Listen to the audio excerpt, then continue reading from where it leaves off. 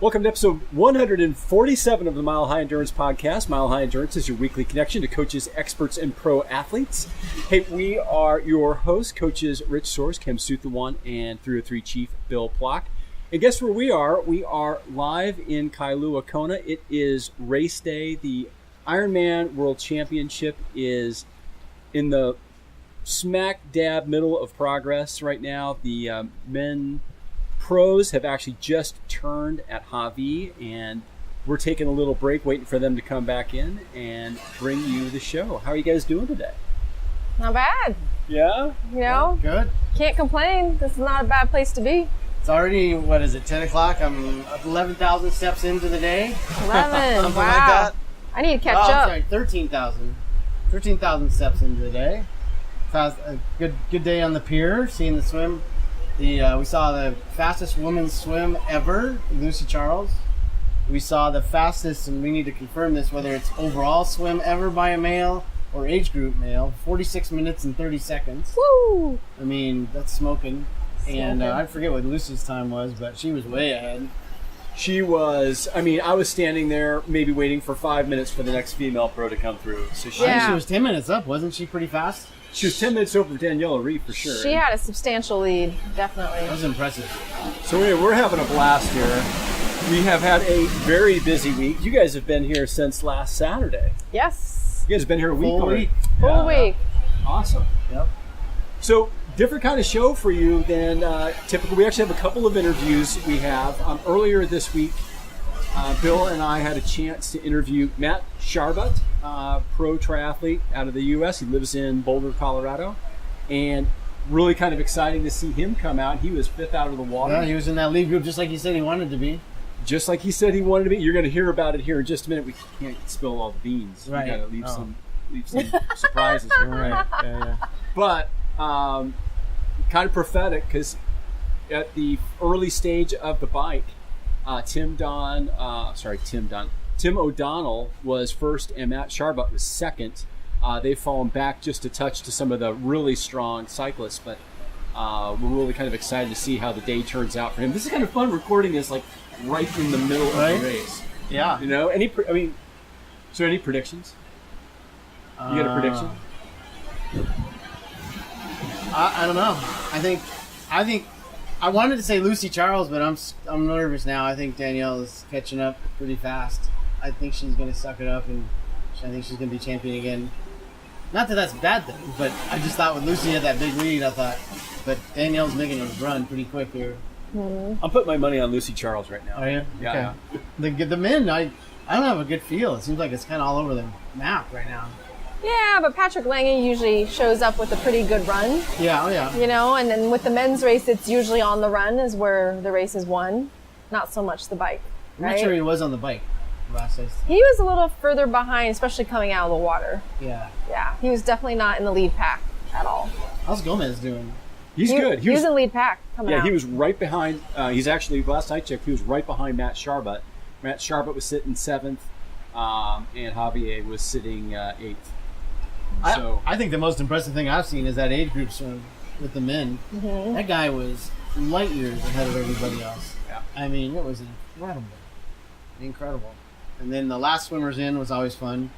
And they're you just want to throw a line to them and pull them in because they're so close. It's like the treadmill is just slowing down, and they're just like, And the swell definitely picked up a little It bit. did. Mm-hmm.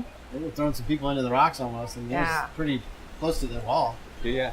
So Well, let's do this. What I'd like to do is let's kind of tee up our interviews here. okay. And then after the interviews, I'd like to chat with you guys about some of the highlights from the week. Okay. And we kind of do like a little round robin, maybe kind of go three times around and Sure. see what we come up with. So our show today is sponsored by iCore Labs. iCore Labs is the all-natural CBD extract that is a super anti-inflammatory, antioxidant, and mood stabilizer. Speaking of iCore Labs, we have a second interview, a bonus interview that we're going to give you. John Robichaud of iCore Labs, he's the chief marketing officer over there, joined me for a little chat back here in the grotto. The grotto. And so he's got a little information to share about his experience being here on the island, staying in the house with Tim Don, working with Tim Don a little bit this week. And so you got 2 interviews coming up. Matt Sharbat we'll go to right now. And then right after Matt Sharbat, we'll give you John Robichaud. And then we will be back with the wrap-up here. Wow. You got me trained. Well trained, man. You got me trained. Awesome. Oh, shit. All right, so hey, welcome back. So hopefully, for those of you who are watching the YouTube video, it seemed like it wasn't any time at all, of course. So let's talk about Matt Sharbat first. Okay. So what was your impression of our interview with Matt? Of our interview of Matt. Of Matt. How about that? Yeah. No, let's not give ourselves a review here. I thought the interview was good, but Matt's just he's kind of a chill guy. Totally chill. But yet I saw him this morning at body marking, and I just went up to say good luck today and all that, and man, the dude was like the twisted up most rubber band I've ever. Really? I could just tell he was just so excited. Wow. You know? I mean, you could just feel his energy. He wasn't hyper or frantic, but you could just feel his energy. But he's a very thoughtful guy in terms of he knows his history of this race really well. He's very strategic. He comes across with so many varieties of racing. You can tell that sort of he absorbs it all and uses it to strategize for this race. I think probably a little bit differently than some people because he has such an extensive background in a lot of different distances and types of racing. That was my take. Yeah, I thought he also had a really good understanding of his competition. I think he has a healthy respect for his competition. But he also knows all of he knows, you said the history. He probably knows who was top 10 every race for the last 10 years, is my guess. Yeah. He seems to have seems to study it. Yeah, he seems to be a pretty good student of the sport.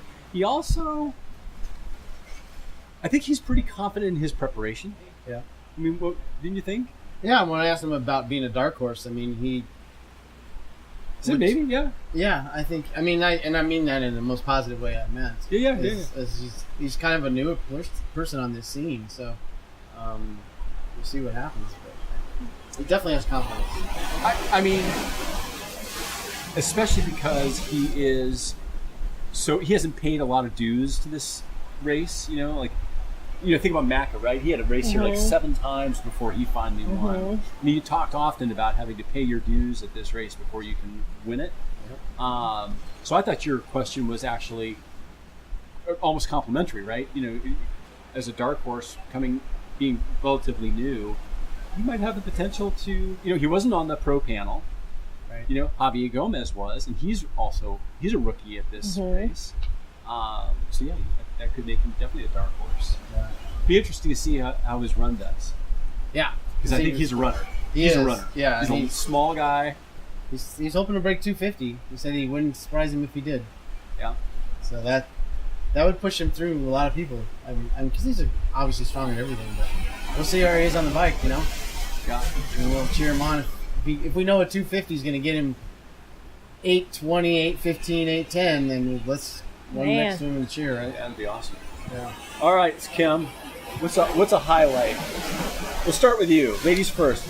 What's one of your highlights from the week? Well, you guys both know that my primary goal, being the celebrity correspondent here, my primary goal for this trip was to meet the Prince of Bahrain, which I've done. So getting a selfie with him was definitely one of the highlights of my trip so far. And when was that? Describe when it was. So it was yesterday at the bike check-in. And so he showed up just like every other normal athlete, didn't go through some crazy back door. He showed up, went right through the procession, and then on his way out, I was able to make an introduction and ask for his photograph, and he was very gracious and obliged. Yeah. Okay. Yes. So I'll go next. I would say one of my early highlights of the trip was the few interviews that we did over at Lava Java. Yeah. We had the Team Colorado breakfast. We invited all of the Colorado athletes that are racing this to come down have breakfast with us and do a few interviews. And sometimes it just surprises me the how honest and human and raw some of the content that we get, and the story, especially AJ Johnson. Right. And I really encourage you, if you're listening to this podcast and you haven't yet heard the 303 radio podcast that we've done this week, you've got to check these out. The story of AJ Johnson. He was coaching a gentleman named Joe for a number of years. Joe's goal was to qualify for Kona through the Legacy program. He did this past year, was had a slot to race today, and he passed away earlier this spring. And AJ is running for him. He's literally running his racing Joe's slot. So that is just a heartwarming story. Joe's wife is here. They just got married 2 years ago. In a way, it's a heartbreaking story, but it's also a heartwarming story. Mm-hmm. And that was just one of those things that really kind of touched me emotionally very early in the. Isn't he wearing a necklace with the ashes? He is, yeah. That's pretty incredible. Yeah, it is. All right, your turn. You're next. Oh boy, highlight of the week. I really, I don't know why, but I love the Parade of Nations. Okay. Yeah. And I love walking through the. I did it last year just on a last second idea, and I love doing it. This year I did it again when they're all queuing up behind the hotel, and I just walking through and getting everybody's picture holding their sign for their country. Sometimes the flag, depending on the person, and sometimes it was a kid because their dad or mom was doing it. Mm-hmm. But it was just like this instantaneous connection for just a second or 2 seconds, and they give you a big smile. And I felt like I knew what they were doing, and they know why I was doing this because they just were so proud, and it was just a really neat moment. And then you just go on to the next person, and I felt like in 30 minutes I met 50 friends from around the world that I'll never see again in my life. Mm-hmm. But somehow there's a connection that I'll always have with each of them in some way that, who knows what that means exactly in the long run. But it just really is fun. You guys, there's dolphins right out there. You see them? Oh, yeah. Oh, I was gonna say. I thought that was gonna be. I thought that was gonna be your first. There's a pod of dolphins. I'll have to say that for the next. Yeah, that's your next round. Yeah, I forgot about that. Sorry. But yeah. I'm like, there's dolphins out there. Yeah. Yeah. See them. See them though. You can't see them. You can't see them. You can see them. So anyway, I'll say yeah. Okay. Okay. So you've seen no brain damage. This is gonna be easy for you. Yeah. All right. Second highlight of the week. Not seeing the dolphins. No, just kidding. Kona's just one of those places that it never gets old. And having raced here in 2015, there's a part of your soul that will always stay here. And I will tell you that sitting on the pier, watching the swim start, hearing the drums go, I got teary-eyed. I always get teary-eyed because part of me wishes I was out there racing again. Yeah, I'll bet. Yeah. We got to come back here and do it someday. I know. I got to keep campaigning. I need to win the lottery is what I need to do. Because I can't qualify through the Legacy program anymore since I've done it. Does the prince have a brother? Did the prince have a brother? I don't know. A cousin, something? You can Google that and find out. Right? Okay. But yeah, part of me really would love to come back out here, race this again, have my father come watch me race because that was their intention. Both my parents. My parents have never watched me finish an Ironman or race an Ironman. They've never been to Hawaii. And when he, had his stroke, literally 3 months before I was going to race Kona, it was hard. It was hard not having them out here. So that's one thing that, as a gift to him, I would like to give to him. Well, I hope we can make that happen. I hope so. I hope somebody can make it happen for me. It'd be nice. But yeah. All right. So my next highlight. This kind of goes back to some discussion that we've had in recent weeks. So everybody knows that we did Oktoberfest. We were out at Oktoberfest. I know where this is going. So Oktoberfest, it's optional to wear a costume, and we had joked for a bit about maybe me doing a Ferris Al Sultan lookalike and donning the Speedo and a wig and racing as Ferris. And of course, I chickened out. I didn't do it for a number of reasons. Gosh. And last night at the Thank God I'm Not Racing party, we were, in fact, it was really toward the end of the evening. We were kind of getting ready to leave. Yeah. And we spotted Ferris. And Kim said, you got to tell him that you were going to do this. And it was really funny, too, because I tapped him on the shoulder. English isn't his first language. He speaks fine English. But you could tell he was like looking at me like, where are you going with like, this? Who are you? Who are you? And I'm like, and he had a very stoic look on his face. He did, like almost like he was like concerned. Like, He's about ready to run, right? and a Stalker, another stalker, yeah. And so I kind of reminded him that we had chatted last year, and that I did this race, and I was going to dress up like him, and he laughed. He thought all of a sudden he just like totally. That's awesome. Came off, his guard came down and he laughed at us. He's like, that was the look back then. Yeah. And that was his response. That was a look back then, and I kept it. Yeah, and I think he would still, if he was still racing today, he'd still have the same. Yeah, he'd be rocking the Ferris Al Sultan. Oh my gosh. Yeah, that's funny. So there's highlight number 2. All right, Bill. Well, I guess you guys kind of made me feel bad for not making this my number 1 highlight because it was pretty incredible. They're still out there. Speaking of dolphins, that was a fun day in general. The swim out to the coffee bar, we did the underwater camera shot. That was cool. And then I don't really love swimming out here as far as like swimming. I love snorkeling and all that stuff, but I get kind of queasy swimming sometimes. And I thought, well, I'm gonna push it out and just go out and just let myself go further than I have in a long time.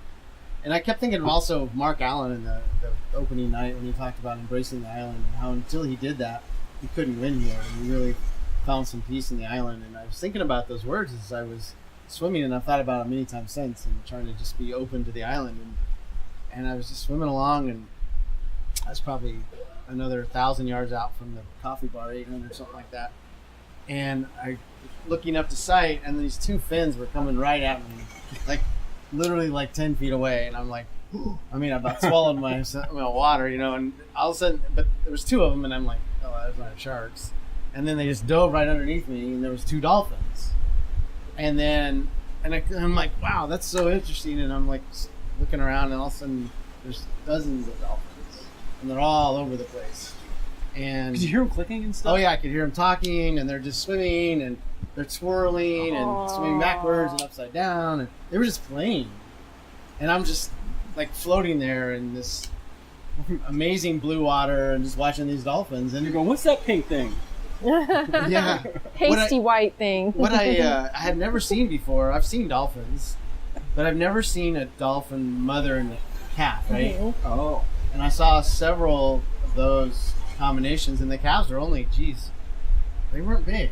Mm-hmm. And I've never seen a dolphin. I never see dolphins. They're all the same size. Mm-hmm. But I've never seen a baby.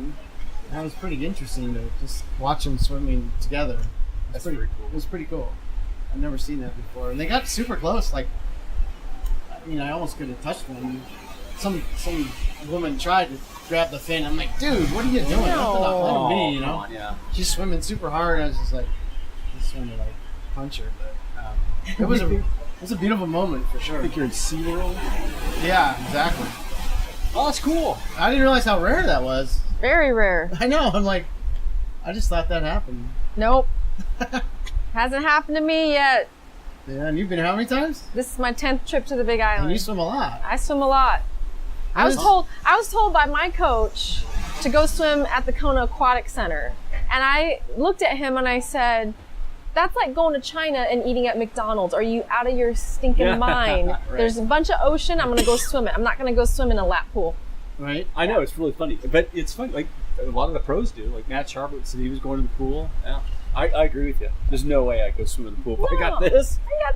I actually, see, by contrast, I love swimming in this. I think it's awesome. I went out a second time, and there was definitely more swells, and there were so many people going both directions. Yeah. It was a little bit scary. It is a little scary. So I'm like, I don't need to. The water visibility that day was pretty poor, so there was people all around just constantly, and you couldn't see them from one swell to the next. Yeah. It was a little sketch, so I just bailed on that. Sure. Got a little little sidebar plug here. So we did post a video on Facebook, 303 Triathlon's Facebook page, a little kind of how-to guide on how to do the morning swim, kind of what that whole process is, of checking in your gear, kind of got a little behind the scenes look at that, and just, kind of what it's like to get out there and swim before. So check it out if you haven't already. It's like a race 5 days a week here.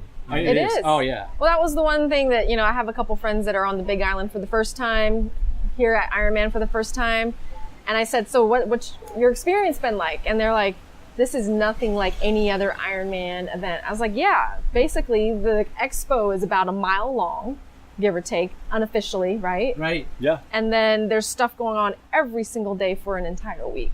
And so it's not just Thursday, Thursday Right. where most Ironmans have. So many people running all day. It's like All a day marathon. long. Everybody- Bikes And everywhere, people We saw some guy everywhere. running at 4:30 this morning. I mean, Yeah, looked like he'd been running for 2 Yeah, hours. he had bottles all over his belt. and everything. Maybe he's training for like Ultraman or something, Right. Hawaii, which is actually Right. coming up soon. Yeah. Yep. Yeah, It looks like you could be that kind. could be that guy. All right, so we'll do at least one more round of Okay. highlights. But before we do, I've got a little plug here. I got to plug a sponsor. Rip laces are the awesome, no tie, the best, most durable elastic lace system you can buy. And Check him out. check this out. I can just Look how sloppy. You just kicked him off kick them off right there. right there. Look how sloppy mine are Oh yeah, compared to his. yeah. Right? There you go. Look at that. How about that? So which shoe would you rather have? The one that looks cool or the one that doesn't look cool?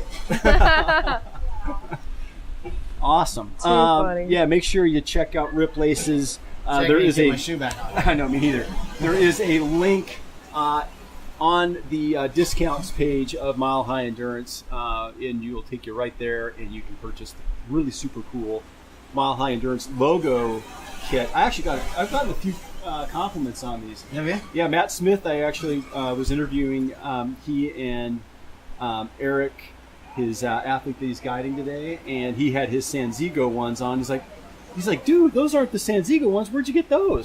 He's like, those are You're like, I'm that's special. the podcast logo. I'm like, yeah. Yeah. Well, I hear the helicopter. That's why I'm looking around. I thought I heard the helicopter. I'm like, there's no way. they're coming back. No, not yet. But not we yet. better keep an ear out. Yeah. All right, you want to kick off another round? Gosh, I don't know what else I could even imagine. Are you to- serious? You got so big. No. Well, but this is your second rodeo. Yeah. Yeah. I'll tell you what. I'll give you. You can take a pass if you want. Come on, you got one. What else? What else? Food post. Food posts. Oh yeah. So I've been posting up on. When are you publishing this? Tonight. Tonight? This will go up in a few hours. So I've been posting on the 303 Triathlon and my own personal Instagram page of food I've been eating on the Big Island every single day, and all the correct answers constitutes your name in the hat for a Kona prize bag, which I've been collecting things all week long, and the prize bag is getting pretty generous. Let's put it Nice. that way. Some t-shirts, there's some sunglasses. I think there's a bag of scratch in there. Yeah, there's a ton of stuff. Awesome. Okay. Awesome. But yeah, no, I mean, it's just been fun, like a lot of my friends from back home, I never get to see, but for whatever reason, we all end up in Kona and we bump into each other all the time. So it's been a lot of fun We having can't those take little you mini anywhere. reunions everywhere. Every single place we go, Kim takes us up. If you really want to be late someplace, take Kim with Oh, stop it. Uh. No. Stop it. No, it's fun. It's fun. It's good to know that, you're amongst friends on Yes, the Big Island. that's right? absolutely true. All right, so I got another highlight. So it's kind of ironic. It's an ironic highlight in a way. So last year, I went out for a couple of runs out on Lee. That was kind of cool because I got to see that part of the course. Thought that was kind of fun. But, you always hear about the Energy Lab and how hot it is out at the Energy Lab and that stretch of highway and running on that stretch of highway. And so I've always kind of wanted to do it. And the other day, Bill said, hey, why don't we just go run the Energy Lab and back, or from the Energy Lab back to Kailua. And so we got a ride out there and got dropped off about, half a mile further from the energy lab. And Bill and I ran back to town. That was kind of fun. It was fun. What'd you think of that? It wasn't that hot. It was actually a pretty decent day. I think we were lucky. Sweating bullets, but yeah, it wasn't too bad. I thought it would be hotter feeling, but it was hot. No, it did seem like it took longer than it actually did. Like I felt like I'd been running for 2 hours and looked down at my watch. I'm like, oh, I've only been running for an hour. You do feel desolate. It's very. It's in the middle of nowhere. Yeah, I mean, it's just the views are big. It's kind of nice. Blacktop is hot. I mean, I was only on it, and this was at 4:30 in the afternoon. Yeah, you guys went kind of late. I was on the east side of the road, I guess, and it was pretty hot. It's pavement, and I noticed on the other side of the road there was just enough. The sun was down just enough where there started to be some shadow in the shoulder. So I ran to that side, and it made a big difference. Like that little bit of shadow. I'm like, that was way better. I will say though, this week it was fun. This has been the most pleasant weather I've ever had on the Big Island. Like, it's been good. 70s in the morning. Well, it was raining the first couple of days you guys got here. Yeah, but it's been cool in the morning. Yeah. And it's been, somewhat decent at night, so it hasn't been crazy, like, stenchy humid like it normally has. So they said this morning it was 90% humidity. This morning? Yeah, the rain last night. Doesn't feel too bad. It doesn't feel too bad now, no. Well, we're sitting in the breeze and the shade, so. That's true. I think once we start walking, it's going to catch up. It felt pretty hot just standing out there. Yeah, it did. Notice how we're not doing this in the sun? Yeah. Right. Yeah. Notice how we're not doing this in the sun? Yes. It gets hot out there. Yes. Yep. All right, buddy. What's another I'm highlight? gonna say a highlight is something that has yet to happen, that I know will happen because I've done it every year, and I'll walk up Ali'i Drive just ahead of the pros running, and it's my favorite feeling, and it truly is a feeling because the helicopter is we all know follows the pros, right? Mm-hmm. So I'll get a couple miles up the drive, and then I'll just start walking, and I can feel that energy coming behind me. I can hear the helicopter really distant, and then it gets a little louder, and then the pack of runner, I mean the energy you just feel coming up Ali'i Drive is pretty cool. And you walk through the aid stations before anybody's coming through there, and everybody's excited, and the volunteers this is a big deal for them. It's a huge deal for them, and as you know, so many people do this for years and years and come, and so it's just a fun walk until I find a place where I want to sit for a little bit and take some pictures of the runners. That's definitely a highlight for me, and I know it'll happen again, so I'll share that now. Awesome. Hey, one more quick sponsor plug. Rudy Project. Rudy glasses and helmets and gear designed to protect you and make you look awesome. I saw Paul Craig the other day, as a matter of fact, and talked to him. Oh, yeah? And they got a brand new Aero helmet that they've introduced here, and it's doing pretty well. And he's pretty excited about it. So not the Busto one, not the... I don't know what it's called. Okay. A third Aero helmet. I don't know, I could be wrong, but he's pretty excited. He showed me it, and he was excited about it. And awesome. Yeah, so check it out. Check it out. There you go. I didn't even know about it. There you go. All right. Any other highlights? There's too many. There's too many. I got one more I'll share, which was in the swim start. I got it on the Zodiac boat to cover when the pros started. That was a really cool perspective. How close to the swimmers were you in that boat? From 10 feet, 50 feet? From here to that tree right there. Okay. Oh, wow. So you could see the action really well. That's you really could see close. the action really well. It was really it was still hard to make out who was who. Sure. But did you see him sort of jockeying and positioning? And... Oh, there was like hardly any jockeying. I mean, they sorted themselves out pretty quickly. What was interesting is both groups, in both male and female pros, there were two pelotons, if you will. Right. And then they sort of merged into one. Okay. That was kind of interesting to see. And then there's Lucy Charles. Right. I was going to say, she was never in any group. No. Golly. She was ahead from like 50 yards from the start. She was noticeably ahead. You could tell. You could tell it was her from the very beginning. Fast. Yeah. I mean, that's no prediction of how you don't win it on the swim, but man, she looked good. Yep. Yeah, the men were in a nice straight line coming in. Those 10, 11, 12 guys were just like slotted. Did they get a bonus for being the first swimmer in? Yeah. There is. That's what I thought. There is a bonus. And then, of course, with their sponsors, they get bonuses. Right. Yeah. And Josh is known for his swim, right? Yeah. And, yeah. Andy Potts, I guess. So Allison was sitting there, and when Andy Potts came by, I guess he was waving. Yeah. Oh, really? Uh-huh. Yeah. So I saw him stretching. Before there's a great picture that we've got. I saw some of those pictures. And then Mike Riley came by and chatted with him, and then I went over. I'm like, legit all day again today? And then did a little fist bump. He's like, legit all day again today. Oh, that's awesome. That is awesome. Legit all day? Yeah, Yeah. last year I interviewed him at the finish He's like, line. I was legit 'Cause I was all legit. day. That's awesome. It is awesome. It is really awesome.